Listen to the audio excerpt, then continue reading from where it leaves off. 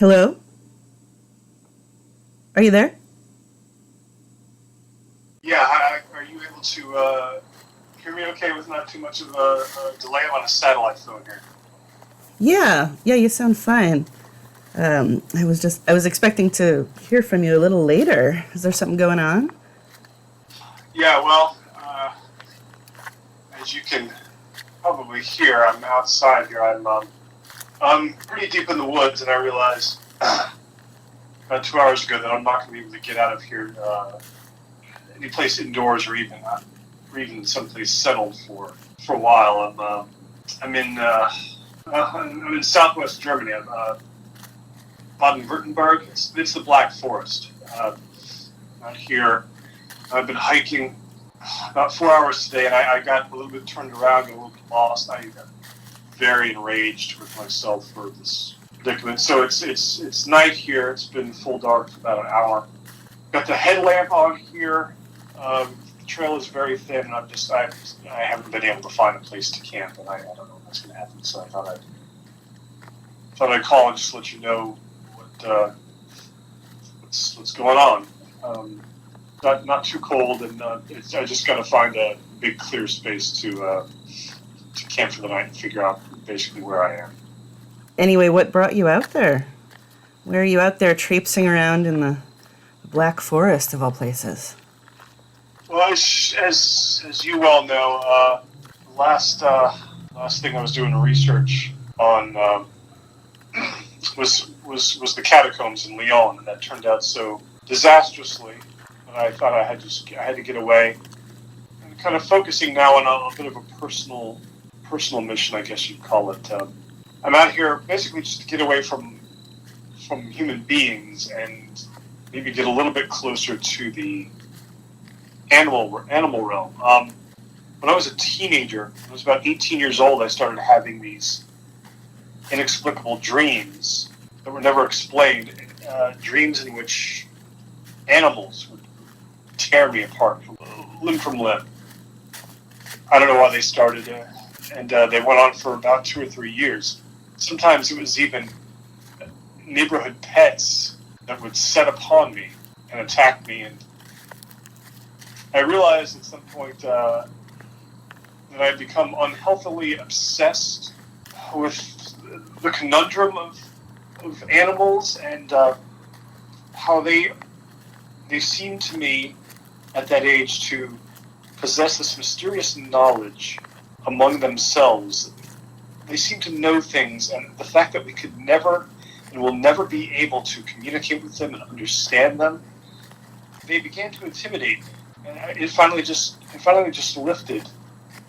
But still, the nightmares have come back from time to time, and I've still have never stopped thinking about animals and the mysteries of them. And when I look in their eyes, sometimes I find myself still riveted by this strange barrier. Every time I read about some sort of mysterious animal behavior, it sends me back to that. So I'm out here on this trail. I've been out here for 3 days off and on. I just thought it would be good to get away from human beings and maybe finally feel like I'm establishing some sort of kinship with the animal world. It's not really happening so far, though. Now, why in particular the Black Forest? I mean, this seems to me such a loaded and symbolic destination. I mean, It should be said that the Black Forest, to those in this geographical area, is not especially laden with significance. But I was talking to someone at a train station and figuring out where to go, and we started talking about the region. And they happened to mention that just in the past year, there had been deaths, two hiker deaths, by an unusual circumstance. They were both cases of hikers being carried off by animals, or they were attempted to be carried off by animals. One was a giant owl, attempted to carry a hiker off and instead dropped the hiker down a hillside. And the other was a giant hawk tried to carry off a hiker. and apparently the hiker sustained some sort of injuries trying to fend it off. And I said to myself, well, I think that may be a sign, and I'm going to confront my, I guess I will call it a fear. I will confront my confoundment with the animal kingdom by going to the Black Forest. I can sense, of course, animals in the woods now as I'm walking along here. If I just stop and listen, the trees are alive, but I do know that all around me, thousands and thousands of creatures are sensing me, evaluating me, considering me, every step I take, but they're not showing themselves. And again, the mystery of what is going through their small, primitive minds is something I can't shake, though tonight I'm really just focused on putting one foot in front of the other.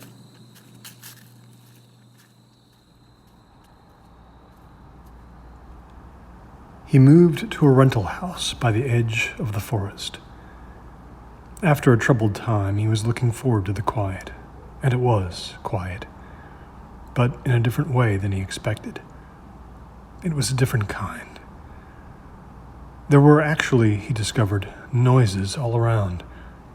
There were insects humming and clicking, and birds and owls and trees moaning and creaking and skittering things, and the wind pushing the grass and sieving through it like dry flutes. He tried to adjust to the new environment, to relax, but it was hard. Once the initial downshift began, the one shoe drop of it, he waited for his nerves to stand down. The new sounds and the new dark, a more complete dark than he had known. He thought about moving again, but he couldn't really afford to, and besides, he was tired. He knew he didn't really have the strength. He knew he had to stay. He got the camera, he supposed, to soothe himself. If he could see what was there, which was surely just animals, large and small, he could accept his new home in a more complete way, and might become calmer. After some clumsy research, he ordered a trail camera and a salt lick, a heavy pinkish block. He took them to a clearing and wet his finger and raised it and tried to find downwind. He moved into the tree line in the direction of a nearby creek and placed the mineral block and fixed the camera at a measured height on a trunk. He spent time now after work in the evenings, and sometimes in the mornings after sleep, reviewing images from the night before. He saw deer sauntering by, turning their white eyes toward the housing tree. There were raccoons and foxes and smaller things threading along through the ground cover, appearing as specks on a shifting floor. But soon he began to notice something. All the animals seemed unsettled, frightened of something just out of frame. Once he saw this, he couldn't back away. They would stop as if they heard, sensed a threat, or just hurtle by through the camera's range. He saw wolves, a mountain lion turn its head to look back. Rabbits froze and ran. He took to drinking earlier in the evening, decisively, with purpose. He worried about his imagination. Was it finally just running wild, feeding on his heart? He had some pills, but he didn't want to take them. They made him sleepy, inalert. That next weekend, he went to the site. The seasons were turning, and the dark was falling faster, and he felt scared and sad. But he wasn't prepared for what he saw. The camera was gone. The salt lick was still there, and he could see little pits and grooves and spots where tongues had sculpted it up into little peaks, like a licking fire. Later on, when he dared, he looked. He expected nothing. There should be nothing to see. But he saw images from the same spot, the same trail and the same trees. The block was gone, but he had removed it with some instinctual, sickening forethought. He sunk down further into himself, feeling foolish, resigned, like his arrogance was gaudy, crooked-seamed. The animals that night were shaking, blind, turning their white mirror eyes toward him, to him beyond his screen. A hot shame took his face. There was something he didn't understand here. Something wasn't right. But it had the upper hand. He couldn't change it. And to keep going, to survive in this place, he would have to learn to let it go.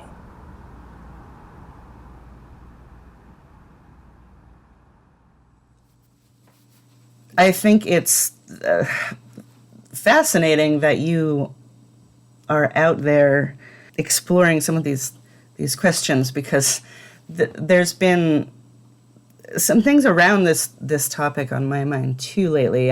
I last year I was able to visit this natural history museum, and you know how occasionally when you go somewhere to, like an art museum or some sort of, museum experience where you don't really think you're as interested in a particular subject or exhibit over others. Like, you think you kind of have this idea of where your priorities lie. But occasionally I'll find myself wandering over to something that I don't believe I'm really that interested in, and I'm going to, look at it, but kind of maybe not linger for as long as I would in other areas.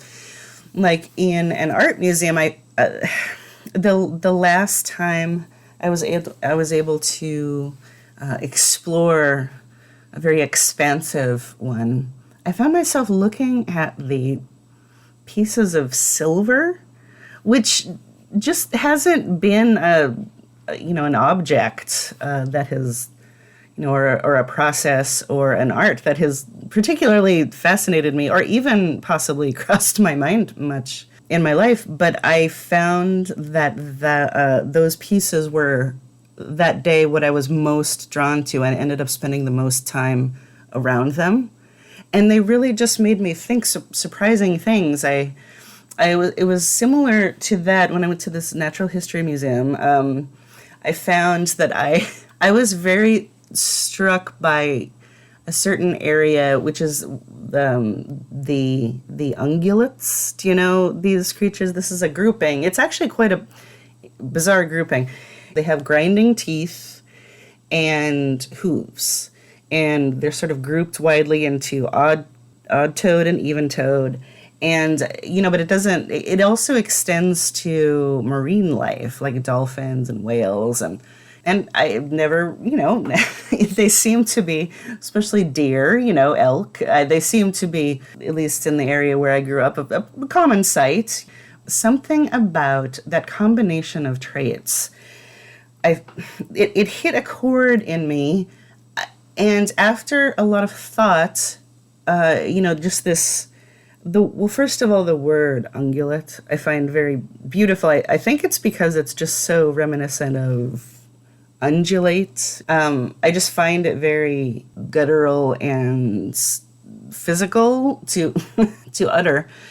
I thought about what in our human lore, what do hooves and grinding teeth and horns equal?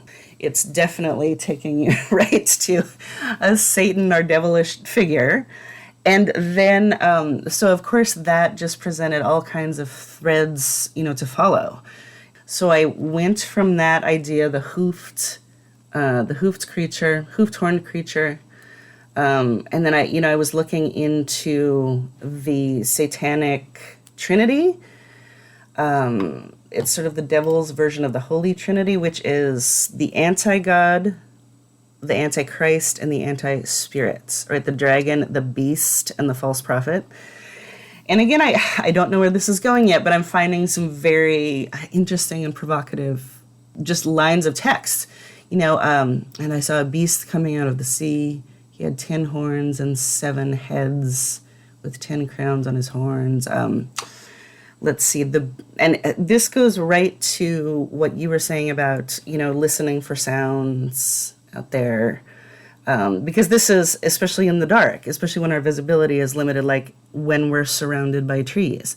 Sound is one of the most powerful ways to navigate and to keep us out of danger.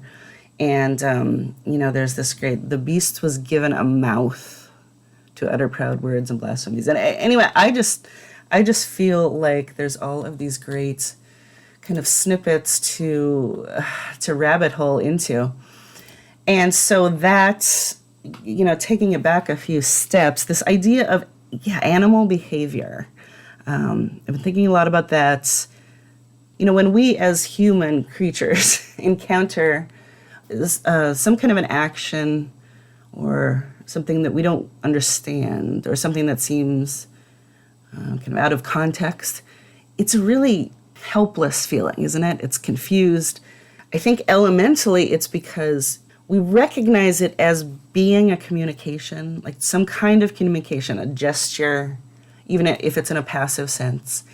And our inability to decode it, that can be frightening, because that failure to interpret that communication makes us very vulnerable. Basically, it comes down to our very survival is dependent on interpreting that message or figuring out the behavior and what it means.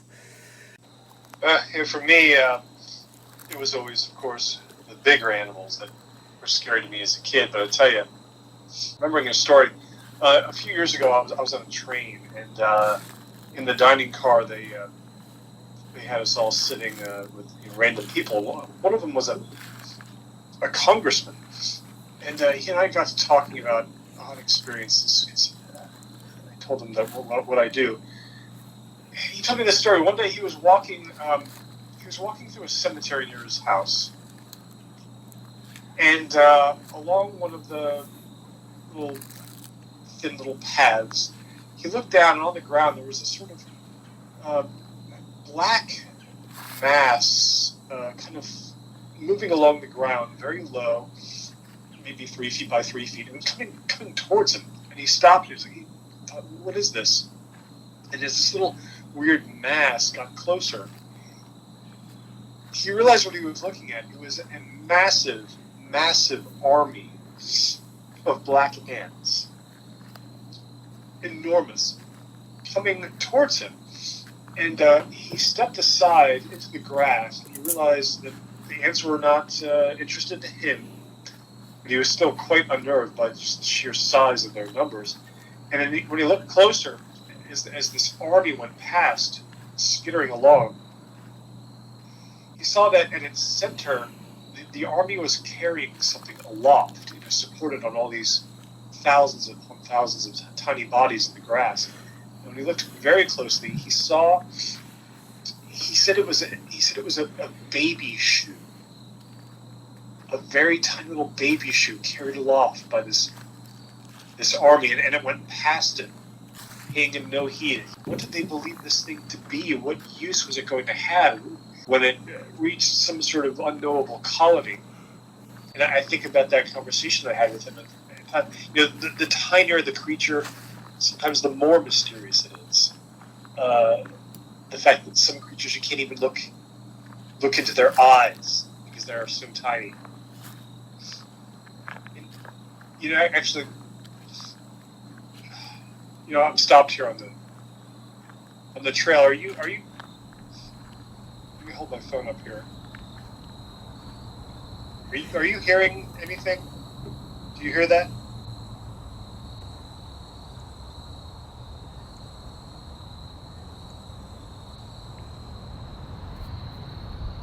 She worked all night, or she was back to working all night, a little starved and anxious from a commission. That is, she had just worked on one for weeks, delivered it, and followed the requests, the rules. Not that she minded that. In fact, she liked it, that challenge. And for delivering it, she got some money, so that relaxed her. After those kinds of projects, she was hot to get back to her own work. Her shiny time was in front of her, like a stinging silver. She threw into a new sculpture with a scary devotion. The object, it was a mystery of what it was becoming. She hardly had anything to do with it. But it was already taller than her. Limbic, fighting for space, for form. Her appetite flew. She took many breaks, pacing restlessly by the windows. One night, she sat in her favorite chair, the one that rocked, and pushed herself back and forth with the ball of one foot and curling her other leg underneath her. She stared out at the dark of the backyard, and beyond it, to the tall pines with their leaking turpentine sap and the undergrowth, Jacob's ladder, wild geranium, mayapple. And since her hide lamp glowed behind her, she could see her shadow swaying strangely on the glass. She saw eyes, dozens of them, and some movement in the leaves. And then something happened. As if in a dream, animals, tall and short, craving meat or fish or lilies or eggs, stepped carefully out into the edge of the grass. There were deer and a big silver cat and a skulk of foxes and a mash of turkeys and small round birds like quail jerking their heads. She thought there was, moving slowest out of the shadows, a round-backed bear. Her breath hitched on something solid in her chest. How much had she drank? Smoked? She couldn't take it in, break it down into smaller, more comprehensible parts. They stayed until dawn. The next 2 nights they came. She had taken, in what was maybe a deranged continuum, to working on the figure again, for too many reasons to explain.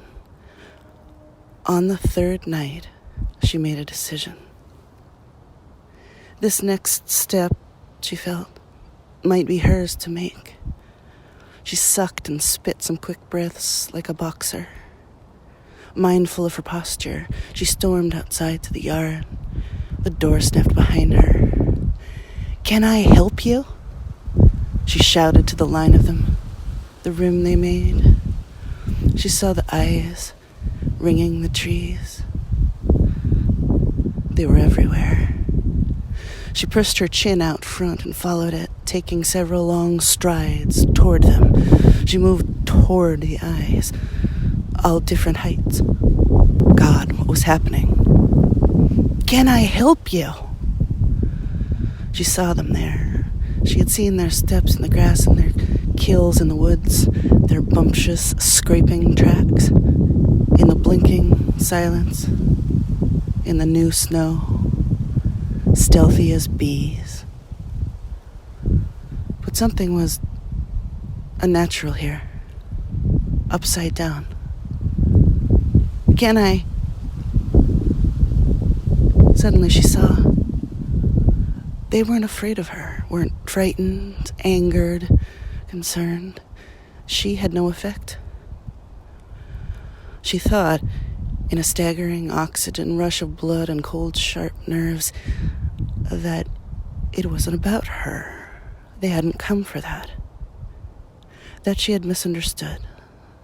Suddenly she saw their eyes were fixed past her, behind her to the windows of the house. She turned.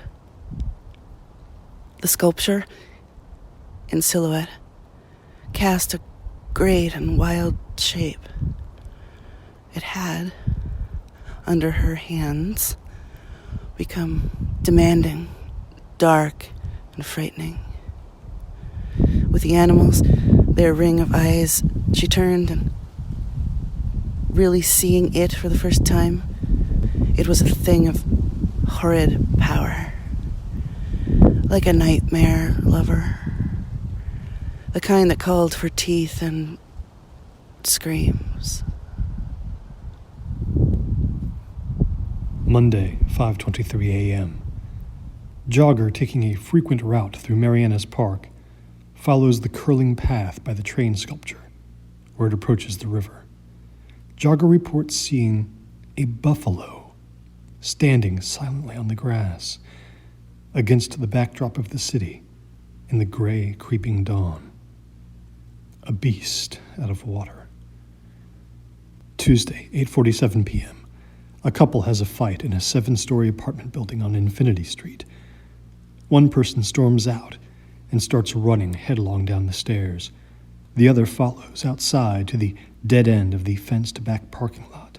So first one, then the other, upset and in a raw state of mind, reports a shocking and unexpected sight.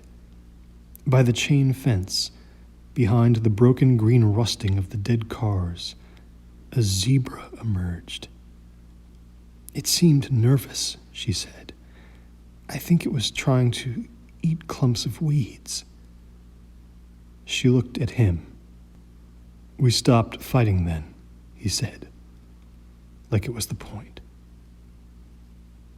Wednesday, 1:54 p.m. After lunch is the most difficult and indistinct time of day for many people, one of them being Eric Hadis, a sound artist who by day works in a local suburban bank. Because while the mornings are bright and full of promise, the afternoon means it's the longest time until the day is done, the longest stretch. The blood slows, pools. During a trip to the grocery store for cheese and headache pills and salt, he reports that upon exit and the return to his car, a giraffe galloped, majestic and razor tall, through the hedgerows by the steep and rumbling ramp down to the highway. Thursday, 3:12 a.m. The reservoir gleams. It gives off a scent like damp cloth, a tarp over leaves. The hydro park is a place she likes to go, used to like to go. She scares herself there as she sits on the soaked grass, speedy, alone. She says she saw a great shining shape appear from the dark of a cement pipe housing. She shut her eyes and pressed her palms over the sockets.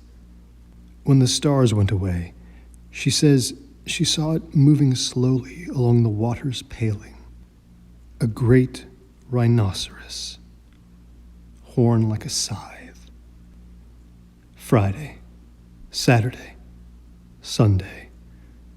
This continues in the cities all around the land. The ungulates, a clade of mammals, even-toed and odd, includes the fossils of some primitive sub-ungulates and some cetacean or marine life. It has most recently and commonly come to mean a hoofed mammal with grinding teeth. I gotta be honest here, I wandered off. I wandered down the trail further. I mean, I was setting up my tent, and then I got curious about a bend up ahead. Now I've turned it, and I have this headlamp. Hold on just 1 second. I want to actually check. Sure. I thought I saw something up ahead on this trail. And,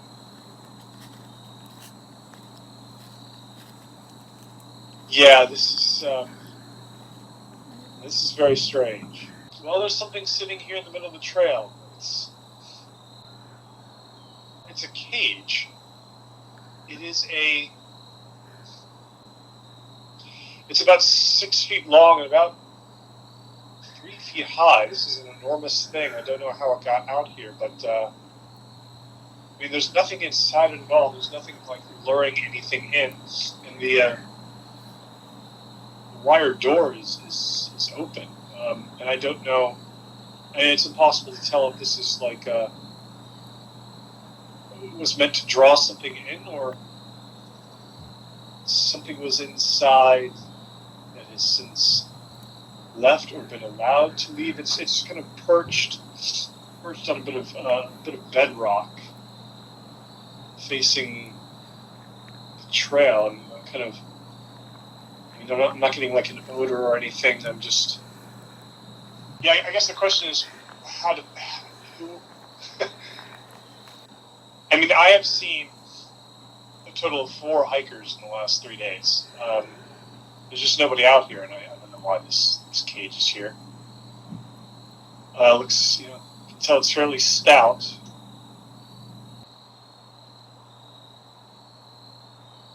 Have I lost you? Are you there still? No, I'm here. Yeah, I think I'll probably just be moving on.